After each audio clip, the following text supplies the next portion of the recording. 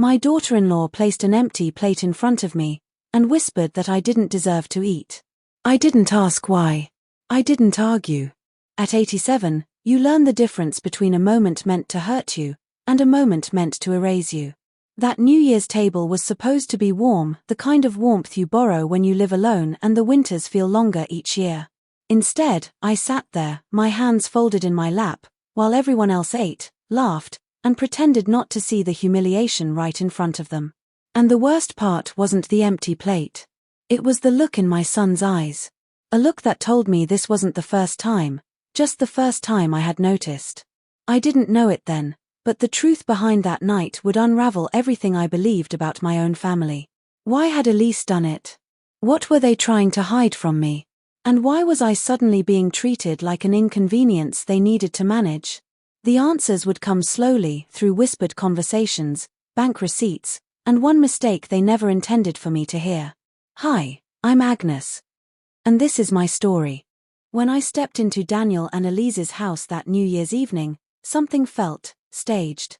The warmth in the room was forced, like they had switched the heater on only seconds before I arrived. As if they were preparing the home, not for me, but for the idea of me. That was my first warning. I ignored it.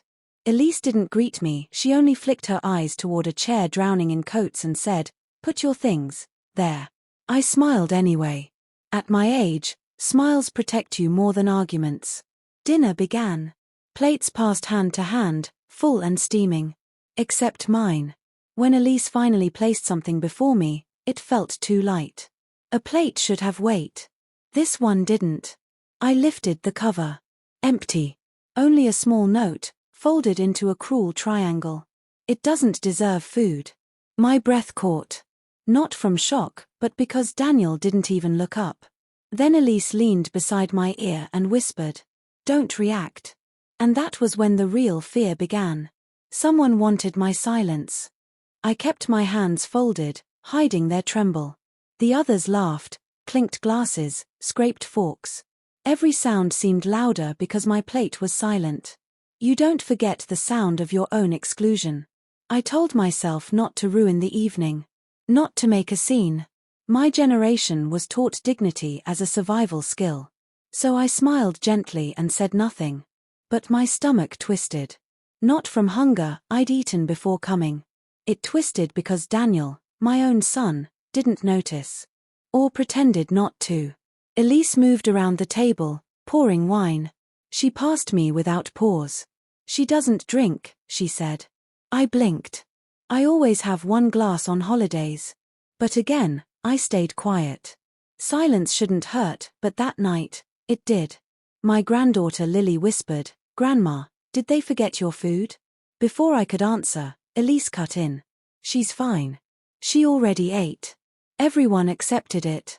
Everyone moved on. Except me. Because beneath the table, as I adjusted my napkin, I noticed something. The note wasn't handwritten casually. It looked copied. Repeated. As if someone had made several. And suddenly I wondered. Was this planned? After dinner, I slipped to the hallway to steady myself. I wasn't crying, my age has taken most of my tears. But I felt hollow. That's when I heard Elise's voice. Low. Sharp. Intentional. "She's slipping. It's time we stopped pretending." A pause. Shoes scuffed. Someone whispered back, "But not tonight, right?" Elise sighed. "I don't want her here next year at all. It's too much." A sentence can bruise harder than a hand. I pressed my palm to the wall. Too much. A burden. An inconvenience. That was what I had become to my own son's home. Then Elise added, "Once things are finalized, this gets easier." Finalized? What things? My breath caught. I stepped back, accidentally brushing the coat rack. The sound was small, but Elise's voice snapped toward the doorway. "Who's there?" I slipped away before she could see me, returning to the table with the softest, calmest smile I could manage. But the echo stayed with me, ringing deep under my ribs. "I don't want her here next year." I didn't know it yet, but those words were the first thread. In a very tangled truth. The next morning, after sleeping in the drafty guest room Elise had accidentally forgotten to heat, I moved slowly through the kitchen. No greetings. No warmth. Just clipped footsteps and quiet whispers. I tried to help prepare breakfast, but Elise blocked the counter with her body. You should sit. You get tired. The tone wasn't gentle, it was dismissive. Sometimes kindness is used like a weapon. Daniel hardly spoke. He rushed through the kitchen, grabbing keys, avoiding my eyes. Going out early? I asked softly. He nodded. Errands. But his voice cracked. A small cruelty landed next. Elise served everyone eggs and toast. She slid a plain slice of bread to me without butter. It's better for someone your age, she murmured. Someone your age. The phrase always has a sting. Then, while clearing plates, I overheard something that chilled me more than the drafty room. She needs to stop looking at the accounts. She'll get confused. Accounts? What accounts? The human heart knows when something is being hidden from it. I meant to ask Daniel before he left, but he slipped out quickly, almost fleeing. And suddenly, I realized something painful. I wasn't being forgotten. I was being managed. Back home, the quiet of my house wrapped around me like a familiar blanket. I made tea, sat at my small wooden table, and opened my bank book, something I check weekly, always careful. But this time, something was wrong. Transfers. Several. Each one marked authorized. My heart fluttered. I never authorized anything. I still use paper statements. I still sign everything with a pen I've had for 12 years. Aging doesn't erase memory. It sharpens what matters. I pulled out older statements. Dates lined up too neatly. Amounts too consistent, like rent payments. But I don't pay rent. A heaviness settled in my chest. Not panic, just a cold understanding forming too slowly for comfort. Had Daniel? No. He wouldn't. I reached for my phone, dialing him, only for it to ring unanswered. Twice. Then I remembered Elise's words from dinner. She's slipping. She needs to stop looking at the accounts. Accounts. Plural. When someone talks about your money behind your back, something is already wrong. My hand shook, not from age, but from certainty. Someone had touched my finances. And I needed to find out who. I took my notebook, blue cover, lined pages, and began writing down everything. Dates. Amounts. Notes from previous months. I made columns like I used to when balancing my household budget decades ago. The pattern became undeniable. Every month, on the same day, a transfer went out. The same amount. The same phrasing. Patterns tell stories people try to hide. My breath became shallow. I checked my checkbook, cross-matched each entry, listing bills I recognized and those I didn't. 3 transfers in the past quarter alone weren't mine. Someone had access. Someone had assumed I wouldn't check. Or worse, that I wouldn't understand. I remembered Elise saying to the guest, "She's slipping." Slipping. No, I was seeing clearly. I organized every page, slipped them into a folder, labeled it bank. My handwriting trembled, but not from weakness, from anger. Quiet, steady anger. You don't need volume to feel powerful. Just truth. Then my phone buzzed. A voicemail. Unknown number. I played it. And what I heard made my blood turn to ice. Daniel's voice. Urgent, whispering. Make sure Mom never sees those papers. She'll stop everything. And then Elise's voice cut in. She won't find out. I handled it. I replayed it again. And again. They were hiding something from me. Sometimes the truth comes from someone who was never meant to speak it. The next day, my neighbor Carol knocked gently. She's a kind woman, a few years younger than me, always noticing small things. "You came home early from your son's?" she asked. Something in her tone made me pause. I invited her in for tea. She hesitated before saying, "Agnes." I wasn't going to say anything, but Elise told people you don't like visiting them anymore. My fingers tightened around the teacup. Don't like visiting? I always say yes. I always bring gifts. Carol continued, She also said you get confused easily and that you're difficult to manage. Manage. There was that word again. When multiple people repeat the same lie, it becomes a strategy. I felt heat behind my eyes, not tears, but something stronger. So, Carol whispered, I wanted to check on you. Because it didn't sound like you. I exhaled slowly. It wasn't like me. It wasn't me at all. I thanked her, walked her to the door, and closed it softly. Inside, the silence felt razor sharp. If Elise was lying about me to neighbors, then isolating me wasn't an accident. Isolation is the first step in controlling someone. And suddenly, I knew. This wasn't about personality. This was about something they feared I would discover. Accidents reveal truths people try hardest to hide. That evening, I replayed the voicemail again. Daniel's voice. Elise's response. A muffled argument. I slowed the audio, pressing the phone close to my ear. Daniel, she'll notice the money sooner or later. Elise, no, she won't. She barely uses her online banking. Daniel, still, if she asks. Elise, we'll say she mixed things up. Mixed things up. The words scraped against every inch of dignity I had left. Nothing ages you faster than someone treating you like you're fading. I closed my eyes and listened one more time, catching something I'd missed before. Daniel whispered. We just need a few more months. My blood chilled. For what? Why a few more months? What were they waiting on? I sat back, heart thumping unsteadily, and replayed it all in my mind, the empty plate, the note, the dismissal, the coat pile, the cold room, the whisper in the hallway. They weren't being careless. They were being calculated. Cruelty is loud. Calculation is quiet. My breath steadied. I knew what I had to do. I grabbed my coat, my folder of documents, and my bank book. And I headed for the one place where lies can't survive. The bank. Banks don't lie. Signatures don't lie. Paper doesn't lie. The bank manager, Mr. Rowan, looked at my papers with careful eyes. Mrs. Hartwell, he said softly, may I ask, did you authorize these transfers? I shook my head. No. Never. He laid 2 sheets in front of me, forms with my signature. Except they weren't mine. The loops were wrong. The slant too sharp.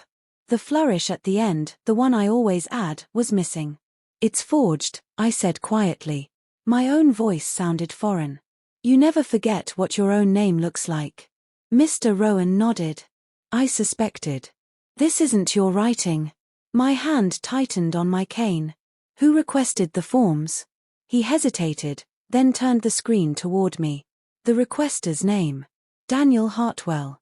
My son. The air left my lungs. Daniel had taken my pension. He had lied. He had used my trust like a shovel, digging into my savings month after month. I want the transfers stopped, I whispered. Immediately. And then I added, with a steadiness that surprised even me. And I want safeguards. New passwords. New authorizations. Everything. There is nothing louder than an elderly woman speaking softly with certainty. Mr. Rowan nodded slowly. We will protect you, Agnes. But as I stood to leave, my legs trembled. Not from age, but from betrayal. Back home, I sat at my table and wrote a list. A simple one. Change account. New PIN. Freeze transfers. Lock documents in safe. Tell no one. I placed a checkmark next to each as it was done. Every mark felt like a breath I'd been holding for years.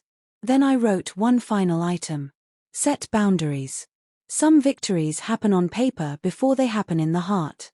I made tea, warmed my hands on the mug, and practiced the words I would say the next time Daniel called. Not angry words, just truthful ones. You took what wasn't yours. You treated me like a burden. I will not allow this anymore. Simple. Calm. Final. I spent the evening organizing my documents, labeling envelopes, copying statements, placing everything in a fireproof box. Prepared. Protected. Then, just before bed, my phone rang. Daniel. I stared at his name glowing on the screen. Part of me still wanted to answer like a mother. But another part, stronger, knew I couldn't. Not yet. Some truths need silence before they can be faced. I let it ring. But the next day, I knew I had to go back to their house. Walking back into a place where you were hurt takes courage no one sees. I arrived at Daniel and Elise's house without calling. Elise opened the door, startled. "Oh, Agnes. You should have told us." "I won't be long," I said quietly. I walked past her, straight to the guest room. My knitting bag. My slippers. A sweater I'd left in the closet. Small things, mine, but forgotten. People forget belongings. They shouldn't forget love. Daniel stepped into the hallway. "Mom, why didn't you call?" I looked at him, really looked. His eyes didn't meet mine. Guilt sat heavily on his shoulders. "I'm just picking up my things," I said. Elise laughed too quickly. "Why? You can stay." "No," I interrupted gently. "I won't be staying again." Silence swallowed the room. Daniel finally whispered, "Mom, what's wrong?" I opened my mouth, then closed it. This wasn't the moment to explain. Not when they were still lying to themselves. Some confrontations are won by walking away. I picked up my crochet bag, my cardigan, my scarf. And I walked toward the door. Daniel reached for my arm. "Mom, please, talk to me." But I kept moving, leaving behind the house I once called family. When the cold air hit my face outside, I realized. I wasn't just leaving their home. I was leaving the version of them I had loved. Healing doesn't roar. It whispers. The following week, my home felt different, lighter. Not because it was warm or bright, but because nothing inside it was pretending. Carol brought me muffins. The mailman lingered an extra moment to ask how I was. 2 women from the community center invited me to join their Wednesday knitting group. When the wrong people leave your life, the right people suddenly have room to enter. I found myself laughing, softly, but genuinely, over the smallest things. A bird hopping on my windowsill. The smell of fresh laundry. A cup of tea that warmed my cold fingertips. One afternoon, as I folded sweaters, I caught my reflection in the hallway mirror. Not broken. Not burdened. Just me. Older. Sadder. But still standing. Still Agnes. That realization steadied my breath. Identity doesn't retire. It returns. I began cooking again, small meals just for me. I planted winter herbs on my sill. I wrote letters to old friends I'd let slip away. Life didn't become perfect. Just possible. But peace never announces itself. It simply settles in. And that's exactly what it did. Until the phone rang one evening. Daniel. Again. Some conversations change nothing and everything. I stared at the phone for a long moment before answering. "Mom," Daniel said, voice cracking, "why aren't you talking to me?" I exhaled slowly. "I am talking to you," I said. "Right now." Silence. He swallowed hard. "Elise said you're confused. That you mixed up some bank things." I closed my eyes. There it was. The script. The lie they had rehearsed. Truth is heavier when spoken softly. "Daniel," I said, "I know about the transfers." The line went dead quiet.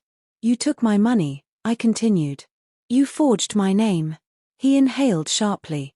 I can explain." "No," I whispered. "I'm not asking." A tremble filled his voice. "Mom, are you cutting me off?" I closed my eyes. A mother's heart never stops aching even when protecting itself. "I'm setting boundaries," I said. "That's all." "Please," he whispered. "Don't do this." But he had already done it. Long before the empty plate. Forgiveness is not the same as returning to harm. "I wish you well," I said gently. "And I hope you'll make better choices." Then I ended the call. Quietly. Finally. And with that click. Something in me closed. And something else opened. Not all victories need witnesses. The following weeks felt strangely peaceful.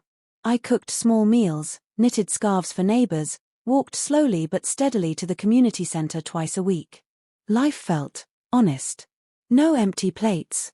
No whispered insults. No cold rooms. Just me, living gently. Peace feels different when you've had to earn it. I thought often about Daniel, not with anger, but with a quiet, aching hope that one day he might understand the harm he allowed. But hope is not the same as waiting. I no longer waited. One morning, as sunlight warmed my living room rug, I realized something simple and true. I had reclaimed my dignity. Not through confrontation. Not through revenge. But through choice. My choice. To protect myself. To set boundaries. To find community. To remain kind. To be Agnes. I made tea, wrapped myself in my favorite shawl, and looked out at the winter light softening the street. I survived, I whispered. And in that moment, I felt like I had finally come home to myself. And little did I know. The next new year would bring a letter that changed everything again.